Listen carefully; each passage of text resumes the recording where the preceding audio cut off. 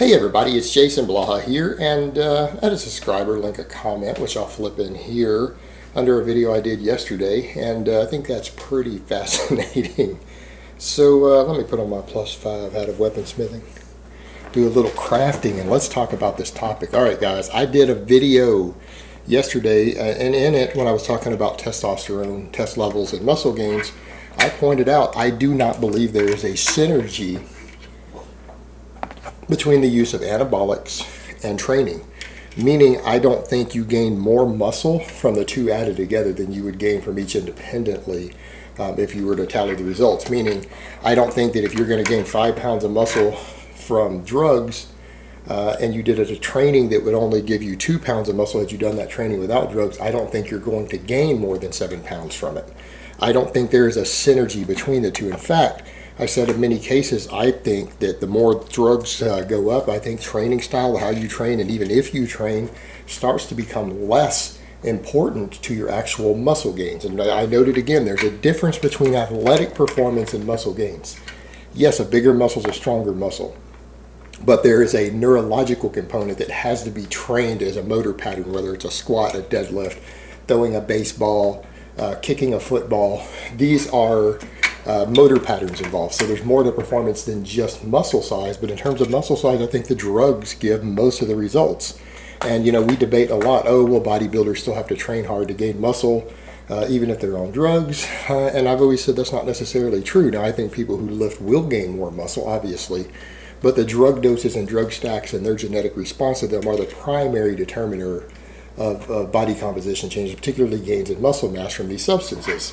And again, I've cited other studies on that. And the study that I cited frequently, and there's again several variations of the study, but the one I like to link the most, because I felt it was really comprehensive, showed that young men who were on drugs in a laboratory controlled condition, they were given 600 milligrams of FDA grade testosterone every week, done here in the U.S., and these men gained an average of 18 pounds of muscle mass confirmed with a DEXA scan.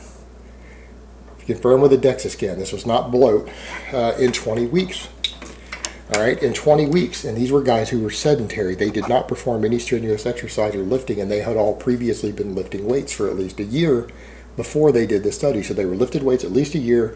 They took them off of weight training, had them not exercise, and they all gained 18 pounds of muscle. Their average gain was 18 pounds of muscle and 600 milligrams of testosterone. Pretty significant, because no one without drugs has ever gained that much muscle in a lab. Meaning a regular person who starts lifting has never gained 18 pounds of muscle in a laboratory controlled condition in 20 weeks. That exceeds noob gains.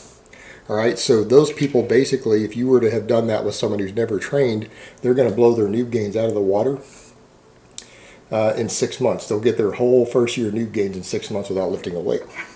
And a lot of people don't like that. You know, a lot of bodybuilders are like, well, I train hard, I know how to train. Well, maybe you don't. Because a lot of bodybuilders, and that's the point we always raise with this stuff, look how a lot of bodybuilders train. They train in a way that doesn't produce results in drug-free people. Some of them have very minimal knowledge of biomechanics. A lot of them have very minimal understanding of training programming, like what would actually work for a real athlete. They're very oftentimes ignorant of training and training programming. A lot of them don't even understand basic biomechanics of the skeletal muscular structure.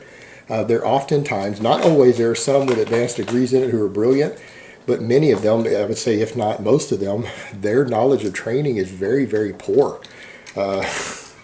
And yet they're still carrying enormous amounts of muscle. And again, I've always said, I think the training itself accounts for a smaller portion of their gains. I've always said the drugs are up here, creating most of the muscle, and then the training's over here creating a smaller component. Well, this study was presented, and I thought it was an interesting study because it was on older men who obviously have lower testosterone levels. And they wanted to see how much weight training versus lifting affected muscle gains in these men. They did their strength, muscle, everything else. And as you guys saw, he pointed out that when he did the actual math. I didn't do the math. I read over the study, but I didn't check all the math or crunch the numbers themselves. But I did look at the conclusions of the researchers. And that was the important thing, because the researchers had their own take on the conclusions as far as the muscle gains go. But what he noted is that, the guys who lifted weights gained this amount of muscle in their legs, and the people who didn't lift weights, who went on the testosterone, gained a lot more muscle than the guys who lifted without lifting. It was quite a bit more. I mean, it was something like 3 or 4 times as much muscle, if I just remember vaguely off the top of my head looking at the chart, than the lifting weights. But the guys who added weights to it, they didn't have an additive effect, meaning they didn't gain the same amount of muscle over the guys who didn't lift versus the guys who lifted without the drugs. Meaning, I'll break it down in simple terms. Like had the guys gained 6 pounds of muscle from the drugs only, and the other guys gained 2 pounds of muscle from the lifting weights, these guys didn't get 8 pounds of muscle when they added the weight training to the drugs. They gained like 7 or 6.5. They basically showed that the training itself didn't add as much to someone using steroids as it does to someone who doesn't. Meaning training did more for people not on the testosterone. They gained more muscle from it than the people who lifted weights gained from it. And that's an interesting point. That's a very interesting point. And I want to get to that in a minute. But it's also interesting to note these were testosterone deficient men who were put on TRT type doses. Whoa. These guys weren't given 500, 600, 1,000 milligrams. They were given 100 milligrams. That's a replacement dose. But if you guys remember in the other video, I pointed out that replacement doses are more anabolic than natural production. And I'm going to link that other video down below so you guys can refer to it, because I went into a lot of detail on that. So for people who don't understand that, TRT is more anabolic. Even with the same peak testosterone levels, it produces more muscle gains in studies than people who produce their own testosterone in the same peak amount. And there's reasons for that, which I broke down in the video. I don't want to cover that exact topic again in a 5-minute segment in a new video that I just did yesterday. You guys can watch the other video for the explanation. But what's interesting here, there wasn't even a synergy, there wasn't even an additive effect. The guys who lifted weights didn't gain as much extra muscle from the weightlifting when they were on gear. Now, they gained the most muscle in that group. But it wasn't much more from lifting weights. In fact, the researchers themselves said it was statistically insignificant. Now, these are experts in physiology. They noted that the people who added weight training to the steroids did gain slightly more muscle than the people who didn't lift weights on the testosterone. But they felt it was statistically insignificant, meaning the extra amount they gained was small enough that it could have just been margin of error in the study. That it was such a small amount more that because of their sample size, that if they did a larger study, they might find that it wasn't larger at all. So that's what they meant by statistically insignificant. It falls within a margin of error of the study for the sample size they have. Meaning, had they taken 100 test subjects in each group, they might have found no difference. That's how close together they were, that it falls within the margin of error statistically for a group that small. So basically, they gained a statistically insignificant amount more. But they did gain more, and that doesn't mean that if they did another study that they wouldn't show a larger gap, meaning it might turn out that the guys actually do gain more, quite a bit more, a measurable amount more, statistically significant amount more in a larger study. But in a study this size, it was so small that they can't count it as being significantly different because it was too small of a difference. So why is that? What's going on there? Because that's crazy, because people would think that if you took one group of people and you put them on a small dose of steroids and they gained muscle, and you took another group and had them lift weights, that it would be a lot of muscle difference gain. It wasn't. It was a very, very tiny amount. A small enough amount that you might not notice a difference in the mirror. And we're talking about very low doses here. Very low doses. So what's going on? I think the answer is simple there. And you look at how anabolic steroids and testosterone cause you to gain muscle. How do they make you gain muscle?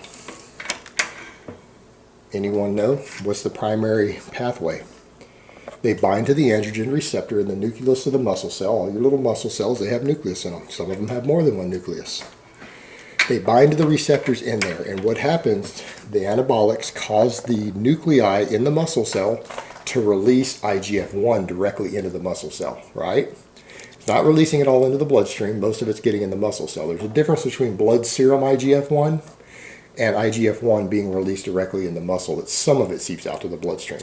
Most of it is going to the muscle that it's released in, the vast majority of it. A small amount of it is trickling out.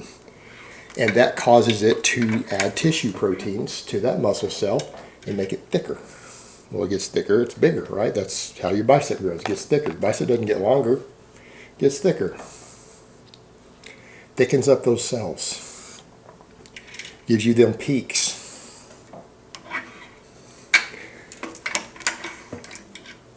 How does lifting weights cause you to gain muscle? It does it through several pathways. There's several things going on in the muscle cell that cause it to grow. It has to do with there's micro tearing that happens. It has to be repaired.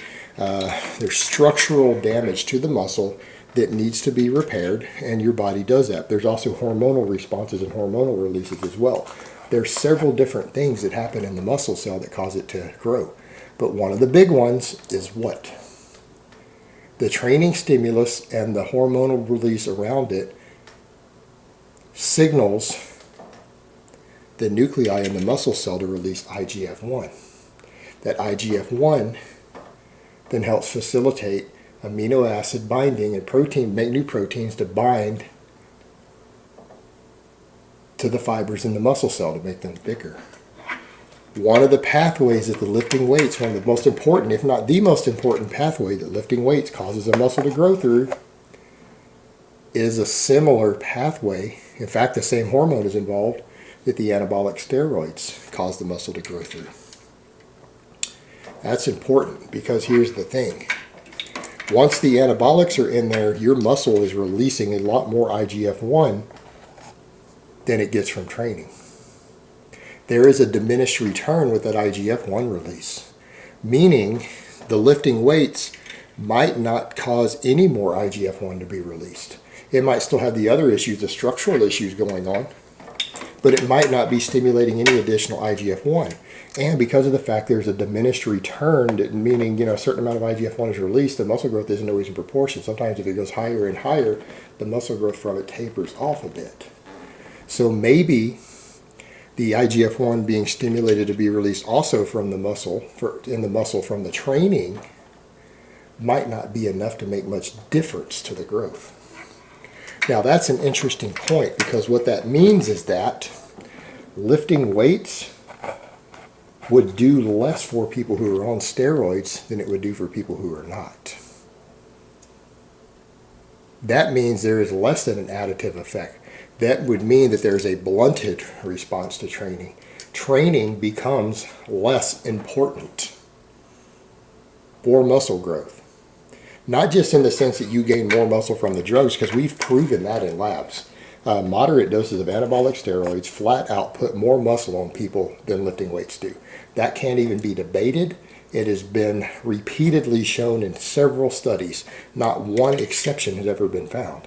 It is dramatically more muscle gain than lifting weights.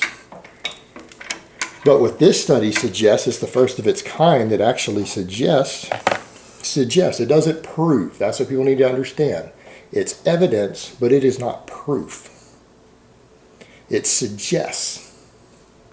So you can't take it as gospel, guys. When something suggests something, you say, oh, that makes sense. It's probably leaning in the direction of truth. But it's not proof. You can't say definitively, yes, that's absolutely the case, because this isn't enough evidence for that. But it suggests that anabolic steroids, due to their own much larger anabolic response that they create in the body, blunt the muscle growth effects of lifting weights. Meaning they blunt training response because the training response isn't as needed or as important. Therefore, training does less for you. It still has a benefit. It clearly has neurological benefits, motor pattern benefits, but in terms of actually gaining muscle mass, this study suggests that anabolics, the presence of anabolics, reduce the response, the muscle growth response you get from lifting weights. Which would also mean that since it does that, the way that bodybuilders choose to train on pretty heavy doses of drugs is probably largely irrelevant to how much muscle they gain. Because the training response itself is blunted and becomes dramatically less important. So when people make statements like all these bodybuilders on high doses of drugs, the drugs are just the icing on the cake, they still have to train really hard. They still have to know what they're doing. Really? Because the evidence is sure starting to suggest that that's really not true at all. Look at the way some of these guys train. A lot of them can train like complete fucking morons, and they're still absolutely monstrous. Studies like this start to show you why that is the case. That they don't actually have to know how to train to be monstrous, and in fact it suggests that the way that they train and the training itself doesn't really matter very much. It probably matters a little bit, but this is how much the drugs matter, and their training is down here in terms of what it's adding. Drugs, training. Genetics, training. It's food for thought, guys. Alright guys, but that's really all I have to say on that today. I hope it's been informative, and I will talk to you guys next time.